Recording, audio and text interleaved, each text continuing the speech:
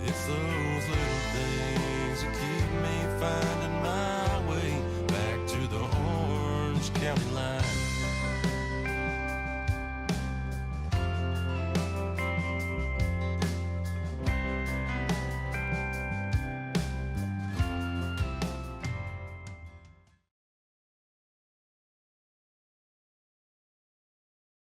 Hello and welcome to the Why with Dr.T. This is episode 3, and I have the pleasure of talking with Miss Evie Shellenberger, one of my mentors, I would say, that I feel is such a powerful part of this community. And the message that I would like to convey in these episodes, I think she embodies that. So I hope you enjoy our conversation. Okay, Evie. Thank you.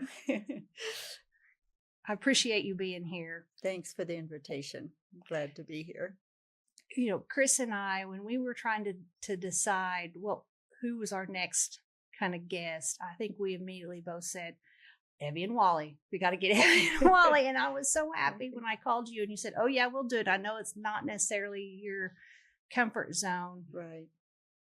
But I think you two have lived exactly what I am, or living proof of what I would like to accomplish with this podcast. So thank you. Thank you.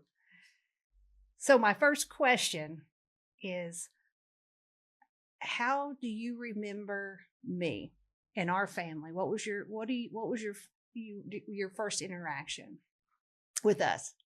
Well, Brandy, my first remembrance of meeting you. I know we've worked together in mental health and different things, but the first thing that came to mind when I thought about meeting you was you had called our house one day and you knew I was looking for strawberries and you invited us to come to your strawberry patch and pick strawberries.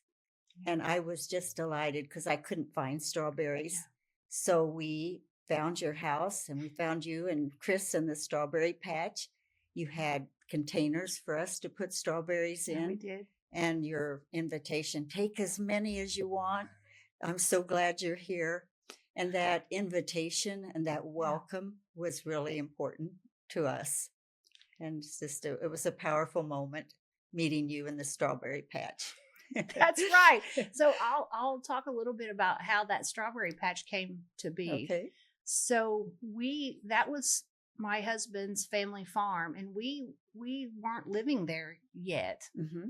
And so we still had animals there. There was still farming grain and corn, but the top of it, a piece of that land was just kind of clear. There used to be the old Terrell family home there before it burnt down. Mm-hmm. And we decided to plant as much of that space in strawberries as possible. And of course, you plant strawberries the year before. Right. So this was a thought out plan. Mm-hmm. And the whole goal was always to offer that space up. Mm-hmm. And if the strawberries took off and grew and there was a lot of them, then our intent was to just give them away.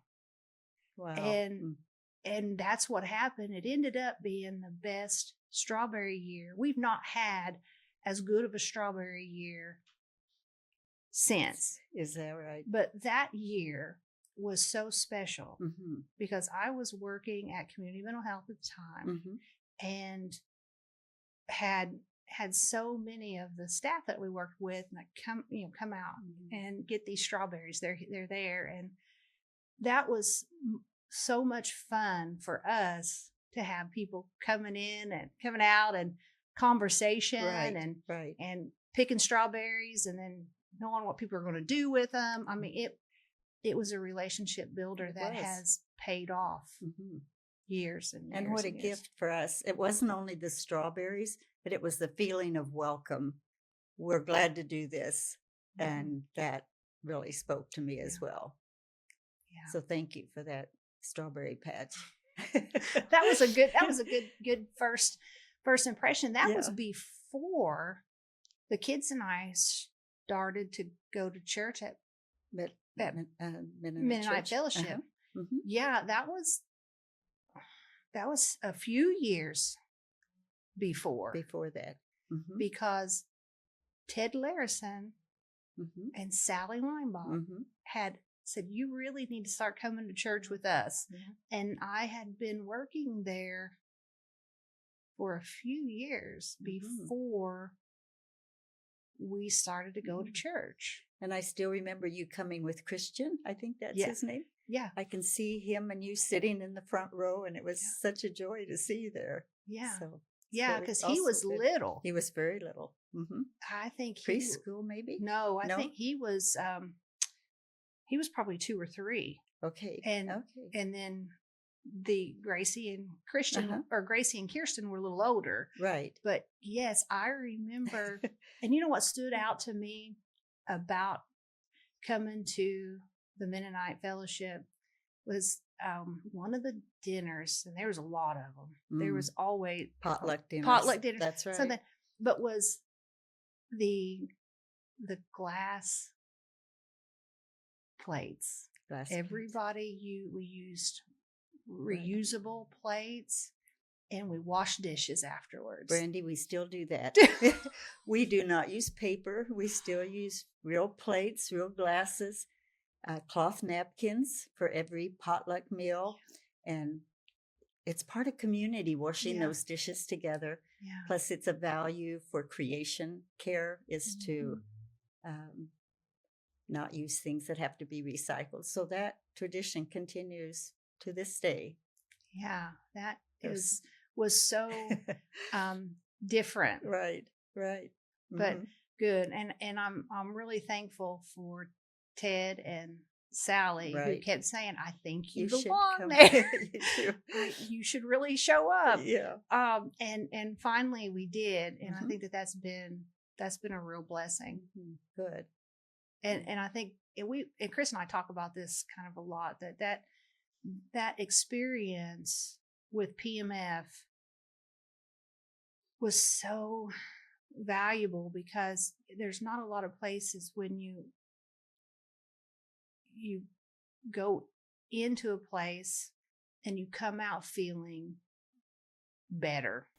Well, one of the kind of values of the fellowship since the beginning 50 years ago has been community and developing that sense of community and relationships. And recently, as we celebrated our 50th year, and some of the younger kids that grew up in the fellowship came back, we asked them, what is it you valued about the congregation growing up? And it was community. And so I think there is just that important sense of the congregation as community, affirming each other, recognizing each other, and building community together. Yeah, and I remember too, there was so much activity around nature. So there, the youth kids would harvest the sap from the trees, right. And they continue to do that again as intergenerational groups. Adults and kids working together to tap the maple trees on the building, gather the sap, and then after it's processed, we sell the maple syrup and give the money to organizations that help others with food scarcity. So it goes to like Growing Hope globally. Yeah. So it's a good project for. Yeah, I remember it. You remember it? Good. I do. I do. I remember that. So you mentioned that 50 year. That's also 50 years with Southern Indiana Community Health Center, their 50th year, and so there's a good story. And we may hold that some of that maybe for Wally, but I'd like to know your part in that move, because I'm assuming that those two kind of grew together with the history of the clinic, and I want to make sure we talk about the fact that you were in the first cohort of first licensed nurse practitioners in Indiana. That's right. Right? Yeah, that's right. Please, let's talk. Will you please talk about that experience? Yeah. Well, it was 50 years ago when I was teaching at IU School of Nursing, teaching nursing there. And my husband and I got acquainted with other people in Indianapolis who were in medical school or nursing school, and realized we have kind of a common value of working as a community. As my husband's a physician and as a nurse practitioner, we realize how hard it is to keep a balance between family, between your work, between community service, and how can we do a better job of that? And thought, well, one of the way you do it is in community, supporting each other. And so a group of us got together and decided we would move to a needy area somewhere in Indiana and set up a medical practice, provide access to health care for a county in Indiana or someplace in Indiana. So we worked with the Reagan Street Institute, part of Indiana University, the institute was looking at medical needs throughout Indiana and trying to help communities get providers. And so they had told us that there was a group in Orange County that were looking for medical providers.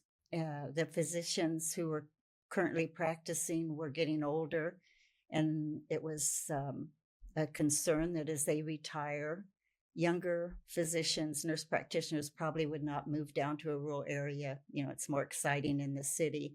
So they encouraged us to come down to Orange County and see if this might be a place where we could set up a medical practice.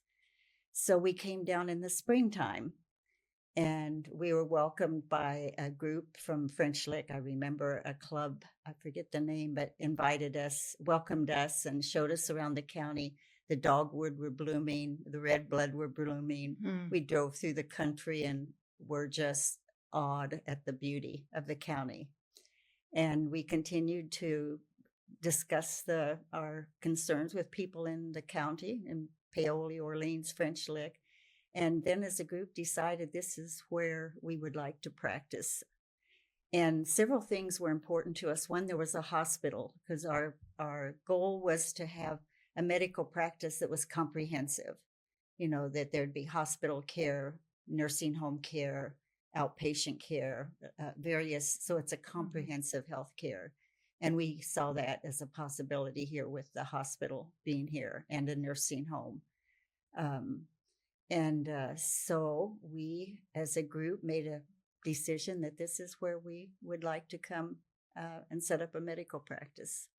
Were you a part of, there was a grant, and I can't remember the name. Robert. As soon as we got here and started, we saw a lot of needs in the county, that needed to be addressed at some point.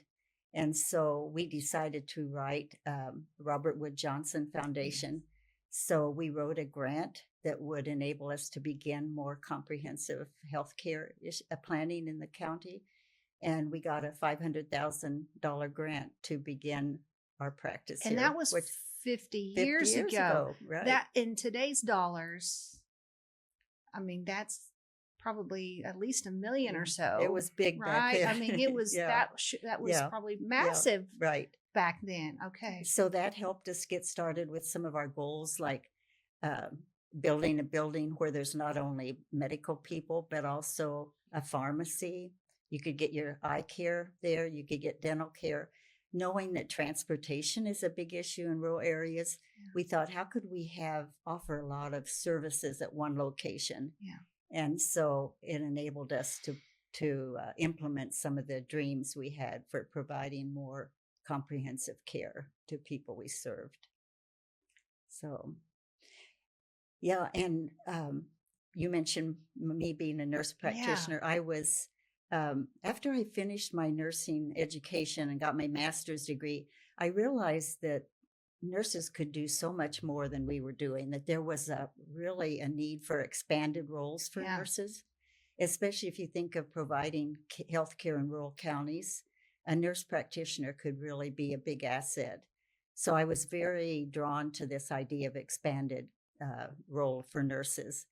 And so pursued that as I got my master's degree. And I worked with my husband in Nigeria for several years, getting lots of skills there.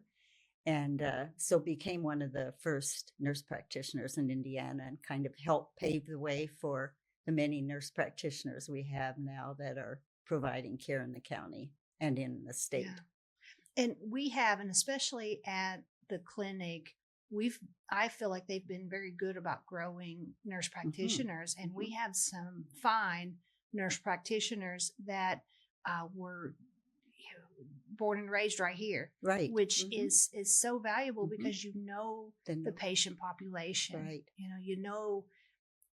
I feel like that provides really good care when you can wrap around a patient and their care with the community. Exactly. Know the community, and you know the resources here. You know the culture. A very valuable resource. It has been one of my joys to being the first nurse practitioner in the county to see how many now are functioning here and the kind of work they're doing. It's a deep joy to see that happening. Yeah. Now, the story with all that, though, has always been that it was a group of physicians from Goshen. But you're telling me that you were not. No, we weren't from Goshen. Were some of those folks or none of them? No, we were all from Indianapolis. We met in Indianapolis while the physicians were doing residencies there. Nurses were getting their nurse practitioner credentials. So no, they moved. We're all from more Indianapolis. I don't know. Where did the Goshen piece come from? I don't know if it was. It might have been like my husband and I got our bachelor's degrees at Goshen. Maybe it was, I don't know where that. And maybe that's actually it. It just, you just kind of assume everybody's from the same place, but maybe they weren't. But that is such an amazing story that it has lasted. It's 50 years. 50 years. Because of that seed that was planted 50 years ago, we're still here. I know. The clinic's still It's here. amazing. There are so many people, I think, out of that movement who went on to do some really cool things here, like the Habitat for Humanity. Those community garden. The Market Deli. There are so many other seeds that have been planted and are growing. Because and not only Paoli, that's where we started. Well, we started in French Lick before we got a building in Paoli, just out of the motel there. We started there. But now it's not only healthcare here, but in Crawford County, in Bedford, and Lawrence County, some in Washington County. So the practice has expanded beyond Orange County. That's what I wanted to ask you is how do you feel about that? Because I know that you have been on the board of Southern Indiana Community Healthcare, which was that health clinic anchor 50 years ago. And I'm curious to know, how you feel about how the progression of the last 50 years with that clinic, being a board member or a nurse practitioner with it, and then a board member and. I know the expansion's been difficult. Oh, yes. Always, as you know, and many know, it's been hard. But the thing that always drove us as a board was the need, and if we just couldn't say no to a need that was there for healthcare, for obstetrics, for pediatrics, whatever it might be. The need was what kind of drove the expansion. And I feel good about that. I think it was the right thing to do.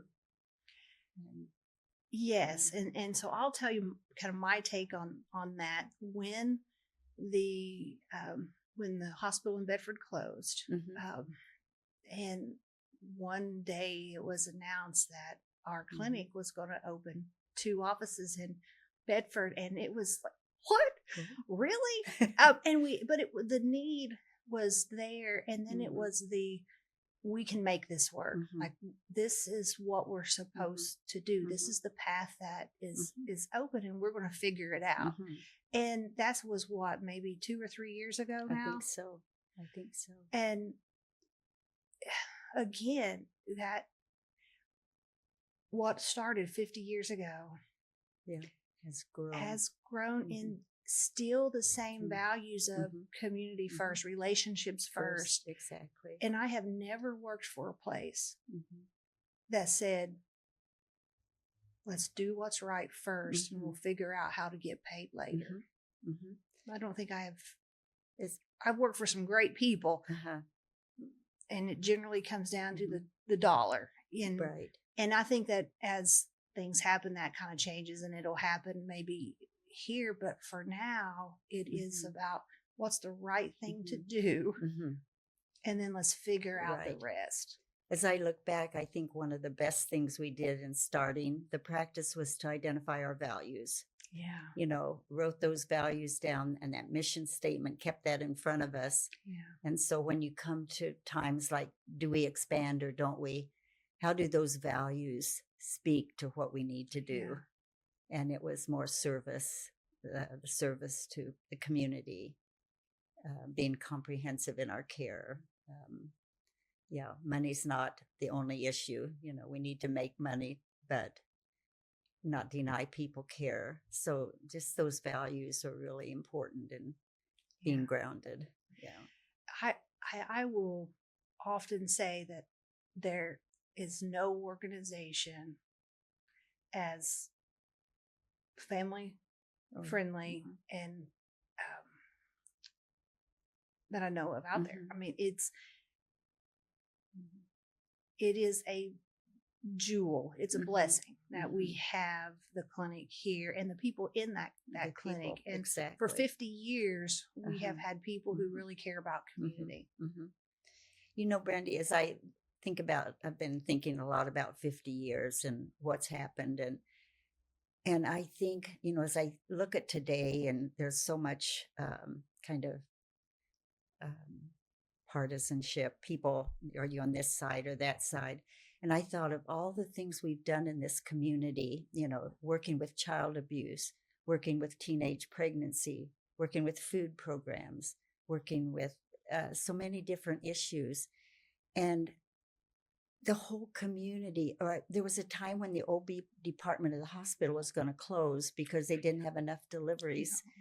And the whole community came together, you know, business, schools, healthcare, community people, and stood up and said, we're going to have this hospital, we're going to have OB care. And the OB didn't close. I remember that. And when you when the need of the community comes before, whether you're Republican, Democrat, or this or that, things happen. And I see that in this community. I don't ever remember thinking, oh, she's Republican, she's Democrat, she's left or right.